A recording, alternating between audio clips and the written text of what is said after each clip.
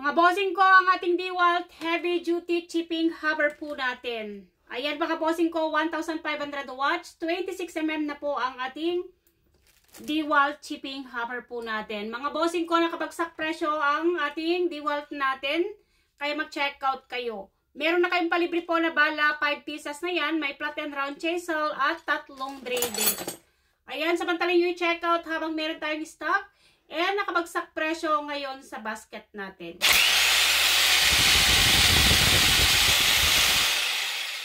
Bossing, check out na.